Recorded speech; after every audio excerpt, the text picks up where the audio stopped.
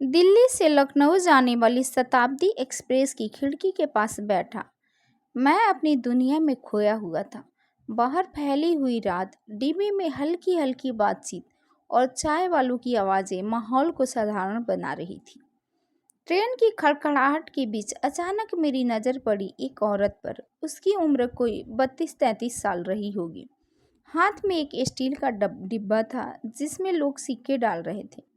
कपड़े साफ लेकिन पुराने थे। चेहरा थका हुआ था, आंखें गहरी पर खाली।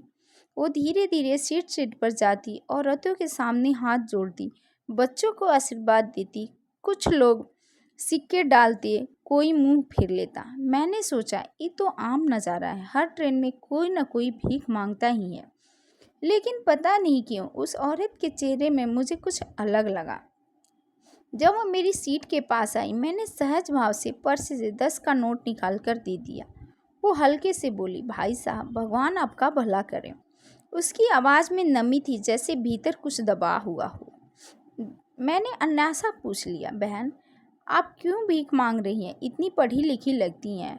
वो रुक गई, मेरी आंखों में झांकती हुई बोली, आपने सही पहचाना, मैं पढ़ी लिखी हूँ, लेकिन ज़िंदगी ने मुझे यहाँ ला पटका। इतना कहकर वो बगल वाली सीट पर बैठ गई। बाकी यात्री हल्की मुस्कान लेकर मोबाइल में खो गए, लेकिन मुझे उसकी आंखों में छिपी कहानी जानने की चाह हो गई। उसने धीरे धीरे बोलना शुरू किया, मेरा नाम रुचि है। लखनऊ यूनिवर्सिटी से एमए किया था। पढ़ाई में बहुत तेज थी। सपने थे कि लेक्चरर बनूंगी, माँ बाप का नाम रोशन करूंगी। माँ हमेशा कहती थी, बेटी पढ़ाई तेरी ताकत है, इसे कभी मत छोड़ना। लेकिन सपनों और हकीकत में बहुत फ़र्क होता है भाई साहब। वो थोड़ी देर चुप रही, उसकी आंखें कहीं दूर देख रही थी। पढ़ाई खत्म होते ही घर वालों ने शादी कर दी। लड़का दिखने में ठीक ठाक था, प्राइवेट जॉब करता था। मैंने सोचा चलो शादी के बाद भी पढ़ाई जारी रखूंगी, लेकिन शादी के 6 महीने बाद ही असली चेहरा सामने आ गया। पति हर बात पर ताने मारता, तेरे घर वालों ने क्या दिया, इतनी पढ़ाई करके भी घर में बैठी है। रोज शराब पीकर मारता, गालियाँ देता। कई बार कोशिश की समझाने की, लेकिन उसकी नज़रों में मैं सिर्फ बोझ थी। और फिर एक दिन जब उसने मेरी गर्दन पकड़कर दीवार से दे मारी, तब समझ आया कि ये रिश्ता सिर्फ कागज़ पर है, दिलों में नहीं। उसने आह भरी, मेरे हाथ में सिरन दौड़ गई। मैंने हिम्मत जुटाई और कोर्ट जाकर तलाक ले लिया। सोचा कि अब आज़ाद हो जाऊंगी, नई शुरुआत करूंगी। लेकिन तलाक लेना जितना मुश्किल था, तलाकशुदा औरत होकर जीना उससे भी कठिन है। समाज ने ताने देने शुरू कर दिए, ये औरत घर नहीं संभाल पाई, इससे कोई दोबारा शादी क्यों करेगा? तलाकशुदा औरत मतलब चरित्रहीन। रिश्तेदार मुंह फेरने लगे। नौकरी की तलाश की, पर इंटरव्यू में अक्सर वही सवाल, पति कहाँ है, शादी क्यों टूटी? जैसे मेरी डिग्री, मेरी मेहनत सब बेकार थी। कुछ महीने तक ट्यूशन पढ़ाया, लेकिन मकान मालिक ने भी घर खाली करा दिया। धीरे धीरे सब छूटता चला गया। उसकी आवाज़ भर्रा रही थी।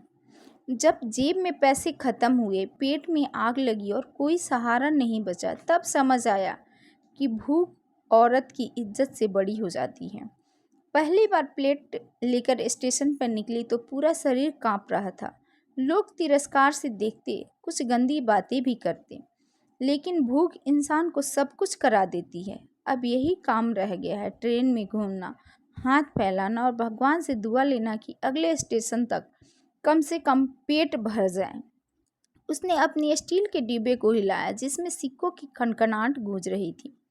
मैं अस्तब होकर उसकी बातें सुन रहा था। बगल वाली सीट पर बैठे एक आदमी ने ताना मारा, झूठ बोलती होगी, सब ड्रामेबाजी है, भीख से अच्छे पैसे कमा लेती होगी। रुचि ने उसकी ओर देखा और मुस्कुराई, हाँ भाई साहब, आप सही कहते हैं। अगर ये सब ड्रामा है तो आप भी आ जाइए इस काम में, देखिए कितनी इज्जत मिलती है। वो आदमी चुप हो गया। ट्रेन अगले स्टेशन पर रुकी। बाहर हलचल बढ़ गई। चाय, समोसे, पानी सब बिक रहा था। रुचि खिड़की से बाहर देख रही थी। बोली, भाई साहब, जिंदगी में भी इस ट्रेन जैसी है, किसी स्टेशन पर ठहरती है, किसी पर तेज भाग जाती है। फर्क इतना है कि ट्रेन का टाइम टेबल होता है, लेकिन जिंदगी का नहीं। उसकी बातें दिल में उतरती जा रही थी। मैंने धीरे से पूछा, अगर मौका मिले तो आप क्या करना चाहेंगी? उसने मेरी आंखों में देखते हुए कहा, मैं पढ़ाना चाहती हूँ बच्चों को, ताकि वो लड़कियों जो मेरे जैसी हालात में फंस जाती हैं उन्हें पता हो कि पढ़ाई ही सबसे बड़ा सहारा है। लेकिन वो रुकी। अब कौन देगा मुझे वो मौका? यहाँ तो औरतों को उसके हालात से नहीं, उसके ताने बाने से आंका जाता है। स्टेशन आ गया। मुझे उतरना था। मैंने जेब से 100 का नोट निकालकर उसके हाथ में रखा। उसने लेने से मना किया। नहीं भाई साहब, दया नहीं चाहिए। अगर कभी सच में मदद करना चाहें तो मुझे नौकरी दिलवा दीजिए। मैं चुप हो गया। जेब में रखा हुआ नोट उतना भारी लगने लगा जितना शायद मेरी जिंदगी का कोई बोझ भी ना हो। रुचि ट्रेन के अगले डिब्बे की ओर बढ़ गई। डिब्बे में फिर वही आवाज़ गूंज उठी, भाई साहब, भगवान आपका भला करे। उस रात मैं बहुत देर तक सो नहीं पाया। सोचता रहा, एक पढ़ी लिखी औरत जो किसी कॉलेज की क्लासरूम में बच्चों को पढ़ा सकती थी, वो ट्रेन के डिब्बों में भीख क्यों मांग रही है?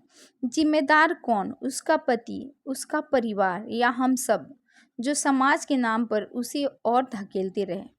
ट्रेन की खिड़की के बाहर अंधेरा गहरा रहा था, लेकिन मुझे लग रहा था कि सबसे बड़ा अंधेरा तो हमारे सोच में है।